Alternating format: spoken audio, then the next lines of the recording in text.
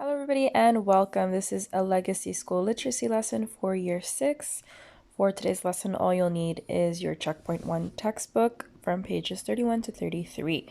So, let's do a quick revision of what an autobiographical text is and what the difference between that and a biography is. So, in an autobiographical text, there are lots of facts about a person's life, but they also include personal feelings, opinions, exaggerations. So it tends to be more like literature and a more interesting read usually than a biography, which just contains facts about a person's life. Also, an autobiography is written by the person who is the subject of the book.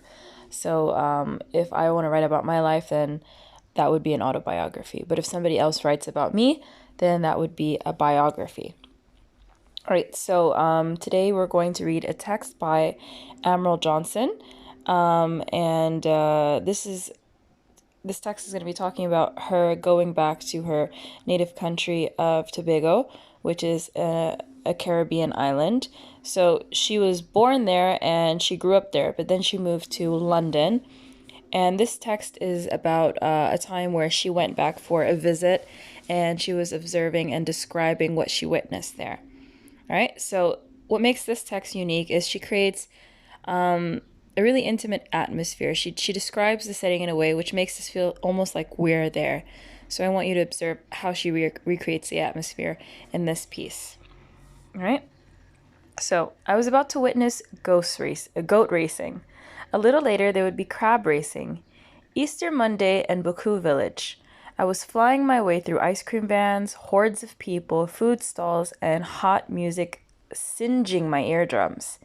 Even though the general movement was towards the race course, I elbowed my way through the crowds in an effort to get a good pitch.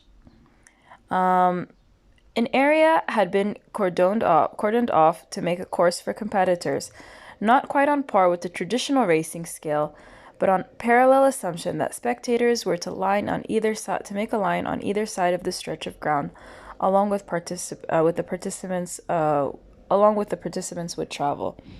All right, let's stop and look at some of the vocabulary here. So hordes of people are a huge number of people. So when she said the music singed her eardrums, that means it kind of burns her ears because it was so loud. I think we've all been in a situation, especially maybe weddings in Sudan, where you sit next to the speakers and it's a little bit too loud and it hurts your ears. The area had been cordoned off, means it's been separated with a fence. She said the racetrack was not quite on par with a usual racetrack, maybe in England. It means it wasn't on their level, or it was a little bit different. An assumption is something that people would think or assume. So let's go ahead and move on to the next paragraph. I had been walking around this site, soaking in the atmosphere and enjoying being on my own. My friends would find me from time to time to phrase a variation of the same question. You want anything? You want ice cream, sweetbread, roti, a plate of stewed beef and rice, sauce, black pudding, sugar cake? These are all traditional foods to the island. I told them yes to the first question and no to the rest. I had had more than my fair share of breakfast that morning. Saltfish cooked with tomatoes and onions, washed down with a big cup of real chocolate. It was a heavier breakfast than I was used to. However, I was quickly getting accustomed to the change. So when somebody says that it was not what they're used to, but they're quickly becoming accustomed to the change, it usually means that they enjoyed it. All right, so in England, you probably wouldn't have all of those things for breakfast, but she was becoming accustomed to it because she really, really liked how they tasted. Let's go on to the next page. So some people take this event very seriously, the event being goat racing. I've been told that money changes hands. So let's think about that for a second. Money changing hands. Do you think people are paying other people? No. When we say money changes hands, it means they're betting on who is going to win. So it's like a contest where everybody places money on who they think will win. And then if they end up winning, if that goat ends up winning, then you earn a lot of money. The goats are looking frisky. This is what she heard.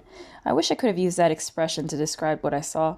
The glazed preoccupation of the goats as they stood chewing their cuds made them look anything but frisky. You'll find jockeys seated on their mounts here.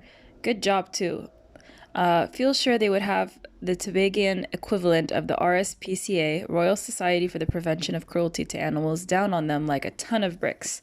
So you wouldn't find jockeys, and jockeys are horse riders. So you wouldn't find them here because, of course, goats are too small to ride. And she said that's a good thing, because if you did have jockeys here, then this Royal Society, or the equivalent of the Royal Society for Prevention of Animal Cruelty, would be down on them like a ton of bricks. They would probably file the suit against them. An attempt was being made to keep a handful of select goats in order. No mean achievement when dealing with an animal fabled to eat almost anything which laid its mouth on. Around another animal's neck was a rope, and at the end of each rope was a man holding a stick. Part of the uniform looked authentic. The trousers were white, near white, off-white, and looked like the sort of clothes you would expect to be worn by anyone taking part in an exercise of that nature.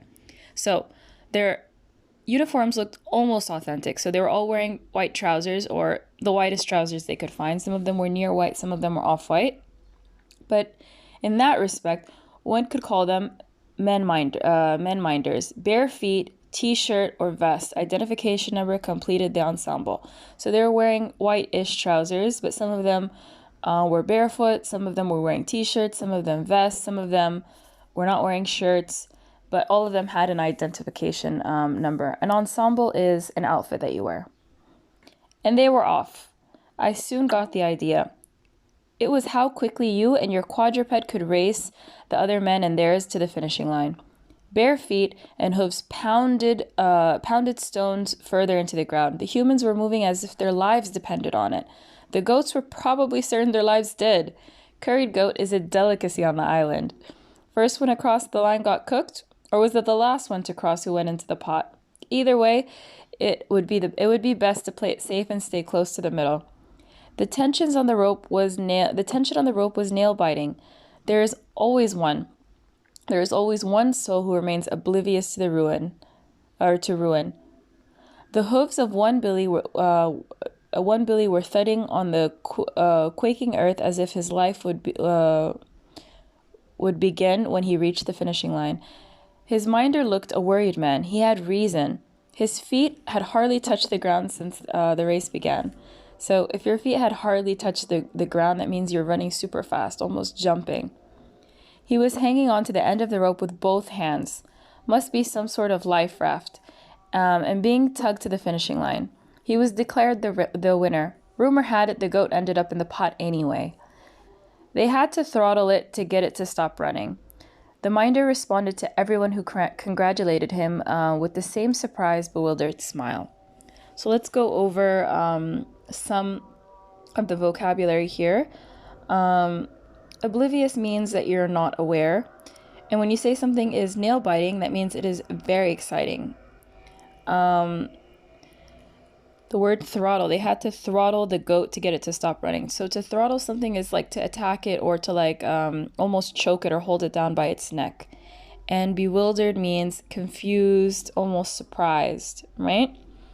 So now that we've read the text and explained some of the vocabulary, let's move on to the exercise. Number 1, explain the meaning of the word singeing as used by the writer in the first paragraph. Why do you think she uses this word to suggest the effects of the music? So what does she mean by the word singeing, and why did she use this word? We already went over the meaning of it, so that shouldn't be too hard for you to answer. Number 2, what is the writer suggesting by saying, however, I was quickly getting accustomed to the change at the end of paragraph 4? Again, we also explain this.